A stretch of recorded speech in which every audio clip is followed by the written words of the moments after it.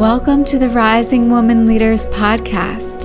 We are a sisterhood of women stepping into courage, self-love, and feminine leadership. I'm your host, Meredith Rom, and here I'll be sharing personal insights as well as interviews with inspiring leaders and entrepreneurs so you can create more daily magic in your life and also grow your business without losing sight of spiritual values as a rising woman leader. If you like this podcast, use our hashtag Rising Woman Leaders, follow me on Instagram at Meredith Rom, and sign up for email updates at risingwomanleaders.com. You'll receive all the new and inspiring content, including insights I only share on email. Now get cozy with a cup of tea, light a candle, and grab a journal to listen to this week's magical radio podcast.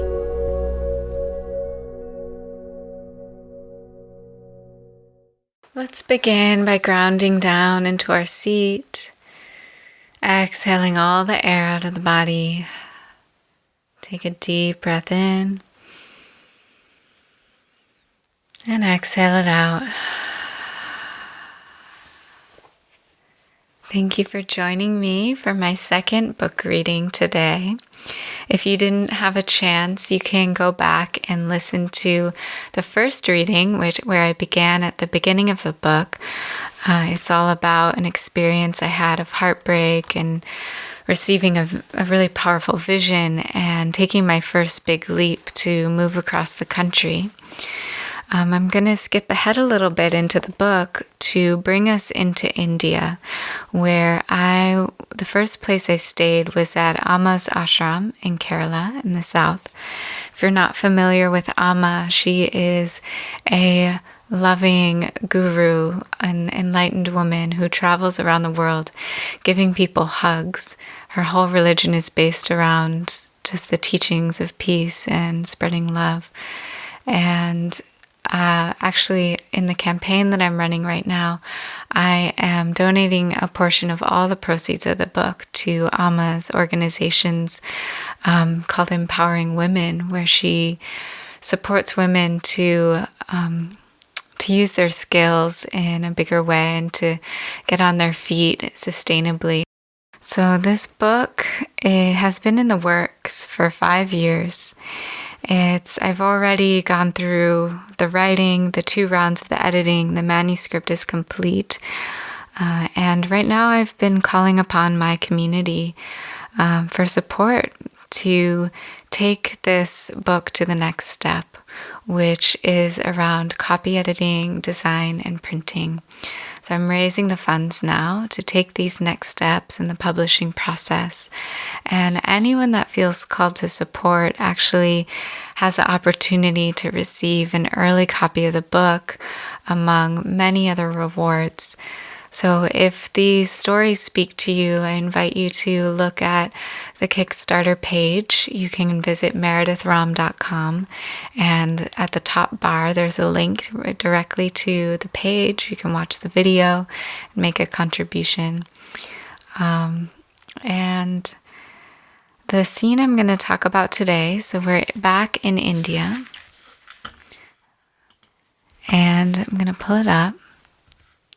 This chapter is called Om Shanti Shanti Shanti. So each of the chapters in the book have a mantra, something that I have learned throughout the travels that you learn within the stories, their meaning. So here we are in India, and I'm about to receive Amma's teachings in a talk where she was on a beautiful, pristine beach outside of her ashram on the Arabian Sea, and there were just hundreds of people gathered, dressed in all white, to pray and to hear her speak.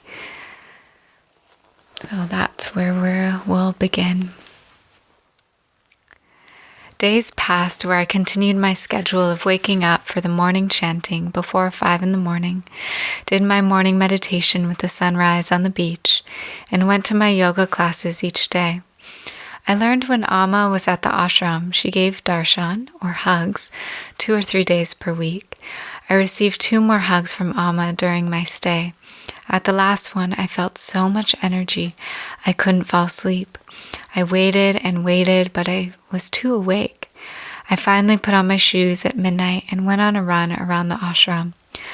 Knowing that Josh was going to visit me only added to the amount of energy and excitement that was moving through me. So Josh is a character that you learn about earlier in the book, someone that I had met when I was living in California who surprised me with a ticket to come to India. So as I continued my devoted practice of yoga and meditation, I wondered if I was growing spiritually.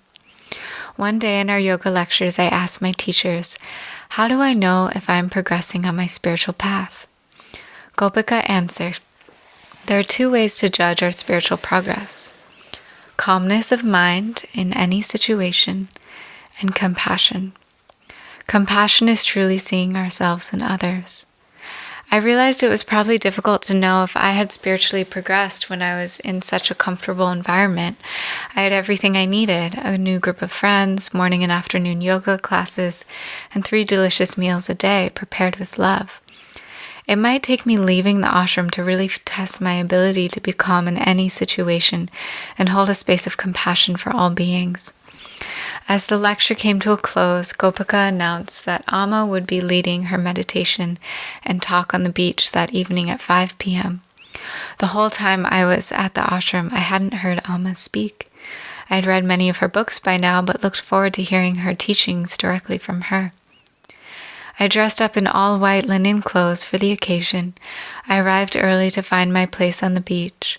There were already hundreds of people silently waiting to be seated. So the ocean waves crashed in the distance, and I heard a rustling of the trees as a light wind blew through. It was very rare that I found myself in a crowd of people who were completely silent. I looked around and saw a young child with her mother tugging on their shirt and asking, "Mommy." The mother put her finger to her lips and kindly replied, "Shh, Amma's coming soon. We have to be quiet." The little girl obeyed and looked around to see if she could glimpse Amma. I looked at the faces around me and was reminded of my favorite scene from a film, Monterey Pop. It was one of the films I watched in New York that planted a seed in my mind of moving to California. The Indian musician Ravi Shankar gave a memorable performance that ended the film. Everyone sat or stood completely mesmerized by his craft. Their eyes were either glued to the stage or closed in prayer or dance as they absorbed the passionate, deliberate sounds from Ravi Shankar's stringed instrument, the sitar. As I took my seat, I noticed a man with his eyes closed, hands pressed together in prayer on my right. I watched him as he brought his hands to his forehead, then to his mouth and to his heart. A small stage was adorned with flowers awaiting Amma's arrival. I was next to the aisle where Amma would be walking through soon. I wondered when she would be coming. I closed my eyes. The only noises I heard were the palm leaves rustling in the breeze, the quiet whispers of devotees patiently waiting for Amma to arrive. Being in that quiet space of waiting was so pure. It was as if time was frozen. Soon people around me stood up for Amma's arrival. We all turned the way an audience in a church would eagerly look for a view of the bride about to walk down the aisle. Amma, surrounded by her inner circle of brahmacharyas and swamis, walked through. People around me quietly bowed as she passed. My eyes were glued to her as I watched her draw closer. I held out my hand and she touched my fingertips as she passed. As Amma took the stage, we all sat down in silence. She closed her eyes in meditation and everyone followed. We waited for about 10 minutes before Amma spoke into the microphone. A translator sat to her right, who repeated the words in English for us. And now Arjun is going to tell us the story of the Ramayana. I then noticed Amma was surrounded by little children, including one who was climbing on and all around her. A sweet-looking Indian boy was sitting right next to her.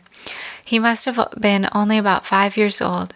He stood up, took the microphone confidently, and began to speak in clear English, telling us the ancient story of the Ramayana, the story of Sita, Ram, and Hanuman. He spoke with such emotion, such fearlessness, a reminder of the purity and confidence we have as children. He wasn't in his ego, but was speaking from his heart. I thought of why Amma asked him to speak to us and realized all of us adults could learn from him. Even beyond the lessons of the story, he was reminding us what it was like to be a child, to live without fear or the ego. And then Hanuman made an imaginary bridge from the tip of India to Sri Lanka, and he jumped all the way across. He was able to find Ram's beloved Sita and bring her back to him. As the boy finished his story, we all clapped. When the crowd quieted, Amma took back the microphone and spoke of Hanuman and the devotion he had for Sita and Ram. He would do anything for them, and in that devotion he found so much joy. Amma's translator went on repeating each line for us in English as he spoke. Where do you find your joy? In your devotion, connection to the divine? Many of us find joy in connection. However, with everything we have today to be connected, internet, Facebook, phones, and computers, are we really connected? Silence is the key to connectivity. Compassion is the key to connectivity. When someone cries to Amma, sometimes Amma spoke of herself in the third person, she cries with them.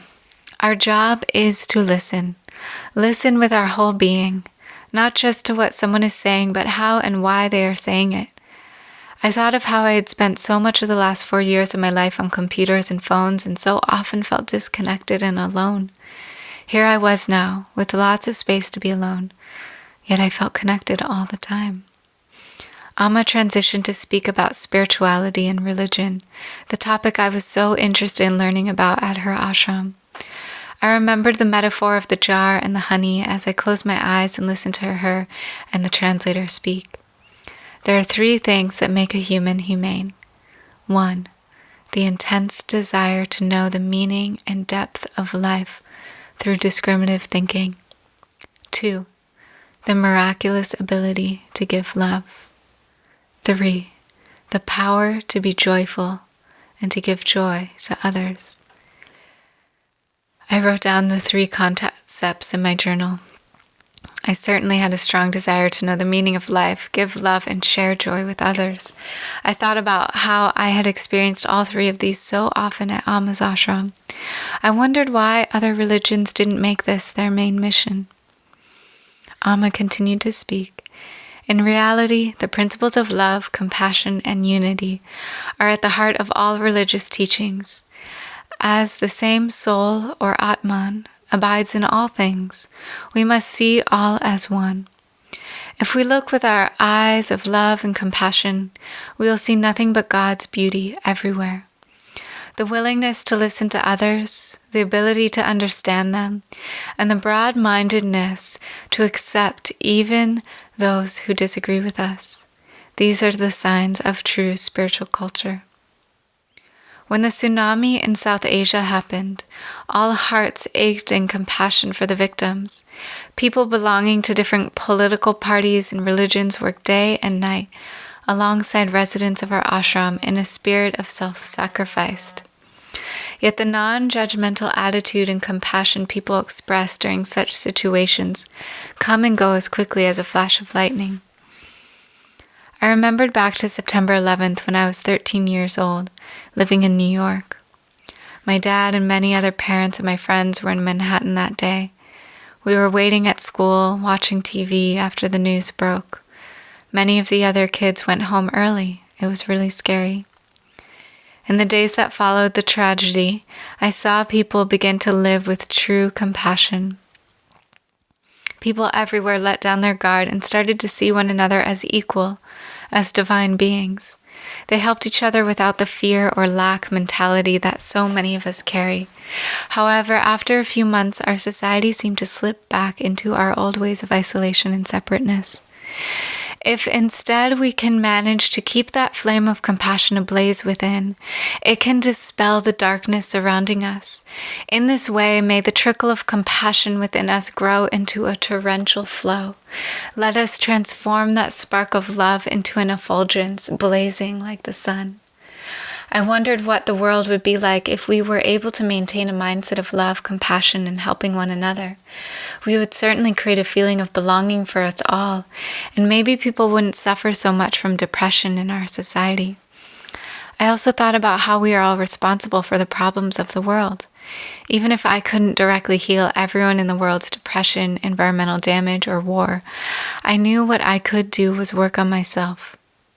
If I could become a more compassionate person dedicated to service, surely that would ripple out and make a bigger impact. If I could learn to truly love myself, it would change my relationship to everyone around me. If I was able to do that, I bet the world would be a better place, I thought. In that moment, it felt so true and right for me to be exactly where I was at Amma's ashram, working to heal all parts of myself to become a more whole person. I realized it was not selfish at all, something I had wondered about in the past, but could be seen as an act of service to the greater whole. In this flash of clarity, I knew that my path was not necessarily about curing depression, healing the environment, or stopping wars, but rather helping individuals to heal themselves. Surely, if we are all able to heal ourselves, we will naturally be more compassionate and kind to each other and begin a healing throughout the world. Amma went on to tell a story of how we keep ourselves in isolation through competition. The story goes that all the colors were competing with each other.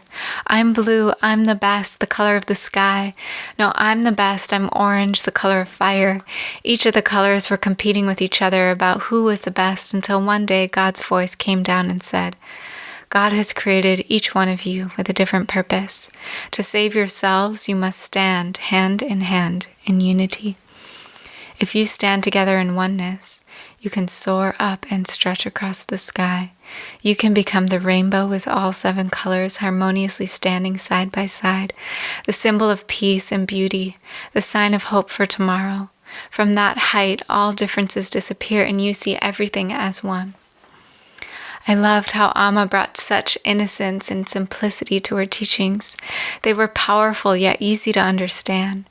It was quite a contrast to the days I remembered trying to comprehend what the priest was saying at the podium in the church I grew up in. The stories he told hardly ever made sense to me as a child. Amma went on to propose a few suggestions for all of our consideration.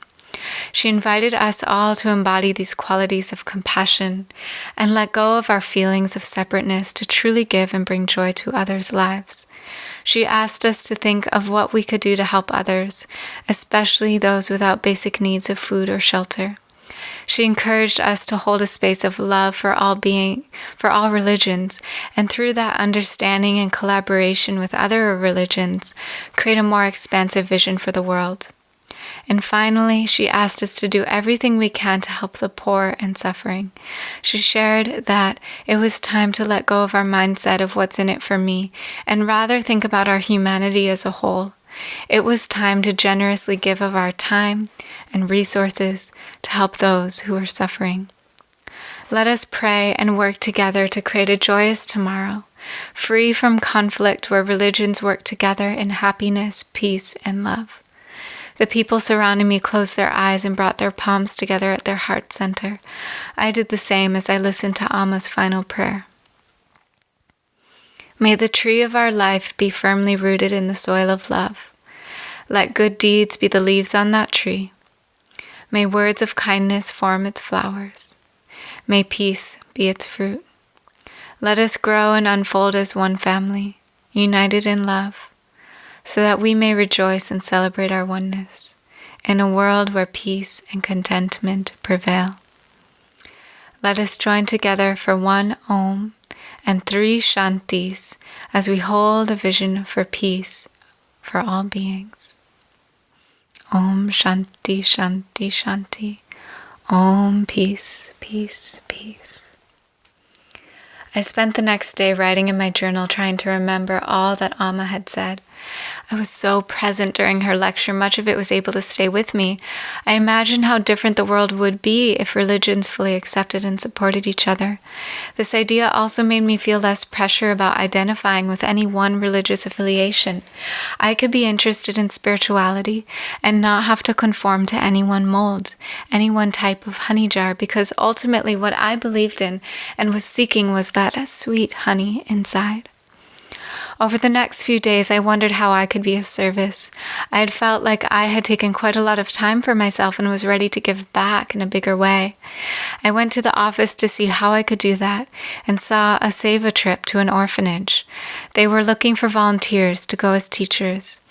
I talked to the coordinator, found out more, and asked if I could have any opportunity to teach. I shared I could teach yoga and also help with English and math, but would love the opportunity to share some of the teachings of yoga I was learning at the ashram. She thought it would be a great idea, so I signed up. In just a few days, I found myself on a bus with 5 other volunteers from the ashram. I had agreed to stay there for the week without knowing what to expect. I had never been to an orphanage before and was nervous about what it would be like. When we arrived, I saw a large, foreboding cement building in a courtyard with a mango tree. Outside stood a middle-aged Indian man and woman with what looked like 100 small children lined up ready to greet us. As we got closer, I could see it looked like their ages ranged from 4 to 12. As I kneeled down and looked into the eyes of these children, I remembered how they had no mothers or fathers. Either they had lost them, or their parents couldn't afford to take care of them. I imagined what life would have been like without my parents and felt a wave of sadness. The Indian man walked over to us and introduced himself. "I am Manoj, and here is my wife Nadia," he said, pointing to her. She waved and nodded her head. "We run this orphanage, just the 2 of us. We are so glad to have you here to help." I shook his hand and received the warm welcome in his eyes. "Now you can meet the children. They will each tell you their name." I was first in line and felt overwhelmed having so many eyes on me. I suddenly felt self-conscious about my short hair. There's nowhere to hide, I thought. Then I reminded myself, it's okay. There's nothing you need to hide. I squatted down to be at eye level with the children and began shaking their hands. I told them my name was Madi, the simplest way to say my name for them to understand. I began to make my way down the line, hearing each child share his or her name.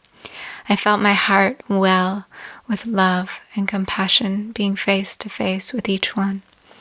I thought of Amma, her mission to bring us all into constant state of love, service, and compassion, and how she had so effortlessly guided me here. As I reached the end of the line, I thought, I will do my best to be of service, Amma. After all the volunteers met the children, we were shown to our rooms. There was a simple cot in the corner with a sheet and a blanket. I put down my bag and closed the door. Tears welled up in my eyes and down my face. I went deeper into the feeling of love and compassion in my heart and started crying harder. The heaviness on my heart grew as I imagined the face of each child I had just met. I thought of the life I had been gifted, the family I had and all I had been given. I cried for the children not having their families like I did. I cried for being faced with the realities of our world after being so sheltered much of my life. And I cried for all the years I had spent solely focused on myself. I realized there was so much work to be done, and I was just one person. I couldn't do it all. Om Shanti, Shanti, Shanti. Om, peace, peace, peace. I said to myself as my tears subsided, and I reminded myself that even though these children didn't have their parents, they were still able to experience peace and love. I thought how it was probably fun for them to live with their friends. Even though I couldn't fix all the problems I saw by myself right away, I felt grateful that I was now taking a step in the right direction. And there was so much I could do to make a difference in their lives. As my tears dried and I began to feel better, I got up and went out to the courtyard. I found a few children playing a game with marbles, and I intently watched them so I could learn. When I looked up from the game, I saw a girl hula hooping in the distance, and a boy drawing with chalk on the cement. All is well here, I observed. Seeing the children laugh and play together affirmed my earlier thoughts. They were experiencing love. They were enjoying their friendships. And even though they lived without their parents, there was still a lot to be grateful for. The next day, the volunteers were broken up into different classrooms to teach English to the kids. I wondered how I was going to make sense to them when they only knew a little English, and I didn't know any Malayalam, their native language. I arrived with the thought, there will surely be an Indian teacher to assist me. I shouldn't worry about it, but was surprised to show up to a room of 20 children sitting at their desks and no other teacher but me. I had to improvise. I stood facing the room, feeling the familiar nervousness in my chest and belly that I felt giving presentations in high school. I had no plan, and I wasn't expecting to lead a class on my own. I began speaking the first thing that came to my mind. I'm going to teach you a song. I began writing on the chalkboard, wondering, what song should I teach them? I searched my mind for songs I used to know as a camp counselor in high school and remembered You Are My Sunshine. I wrote out the words on the board and had everyone stand up and repeat each line after me. I made up hand movements to go along with the words, and the kids followed along and began smiling. After a few minutes, the song ended, and the kids were jumping up and down, laughing. More, they asked. I thought back in my mind to songs I knew and remembered. Row, row, row your boat. I wrote the words on the board, and the children began to sing along, laughing and jumping up and down, following along with the hand movements. After each song I shared, they asked for more, and I had to search my brain to think of songs that would make sense to them. I shared Twinkle, Twinkle, Little Star, and then when I ran out of songs, I switched to games, starting with Simon Says.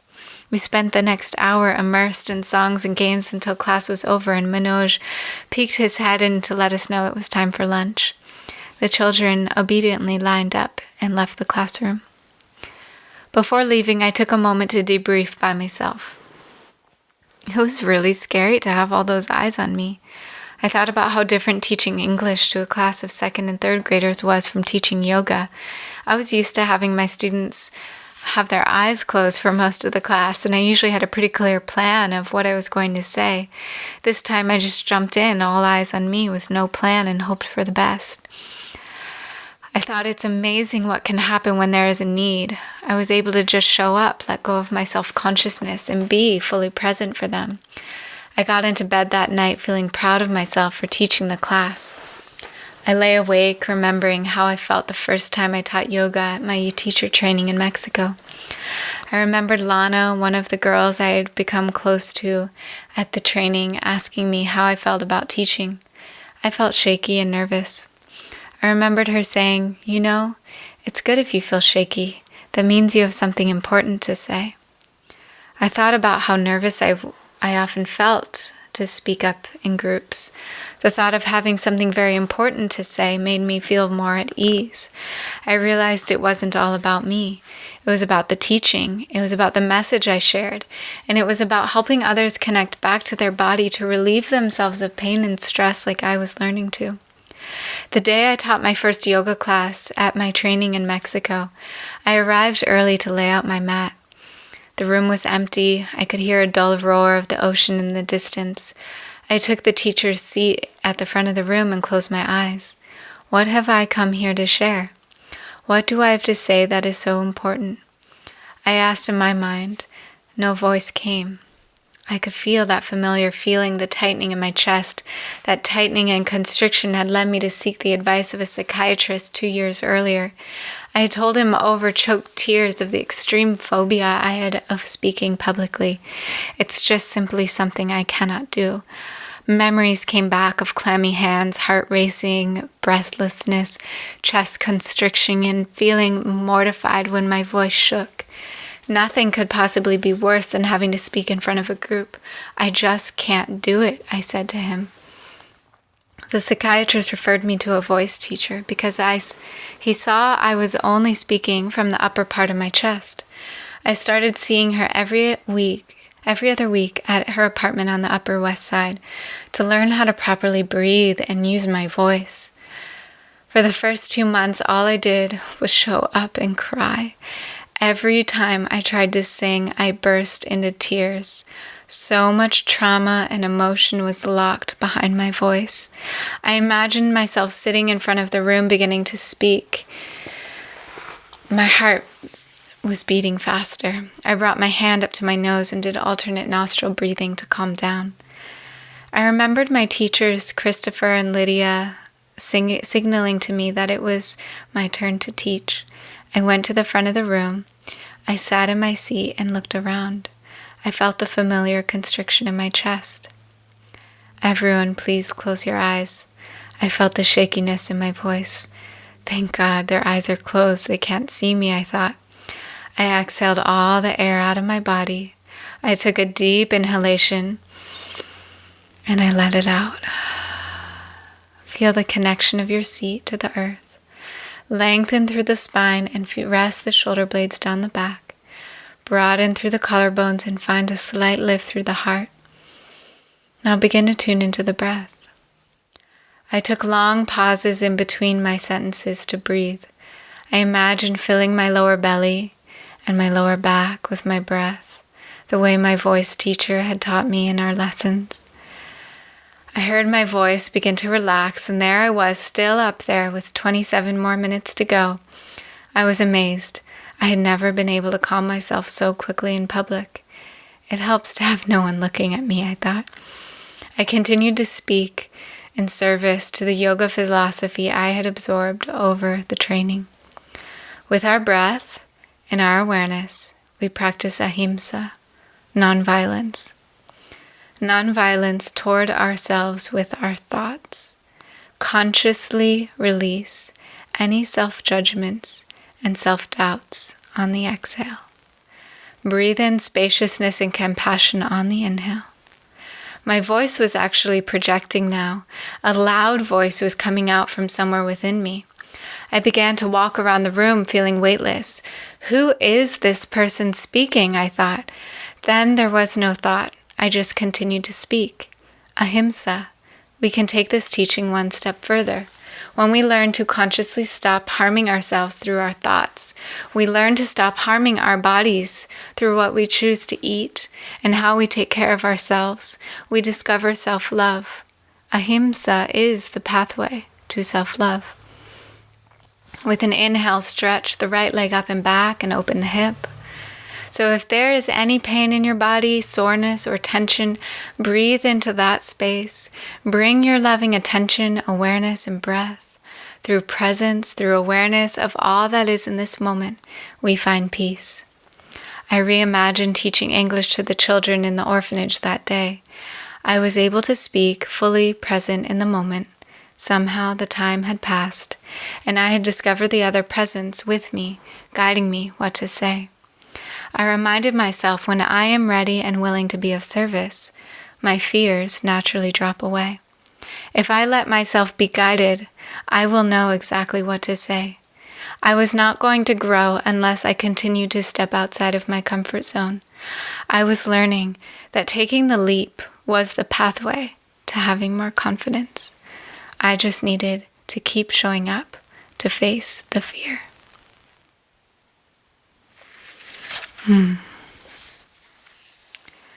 So thank you again for being here, for showing up for yourself to these teachings and stories, creating more space within your own heart to love yourself so that you can go out and move beyond your fears. I know that you have so many gifts waiting inside of you to be awakened and shared. And my hope is that you are able to cultivate the self-love and the courage to go out and share your voice and your gifts with the world. So I bring my hands to my heart center. Again, if you feel called, I invite you to contribute, to donate to the Kickstarter campaign, to pre-order the book. I would be so grateful, and already I am, with all the people who've been showing up to help bring this book to life. So from my heart to yours, I bow. Namaste.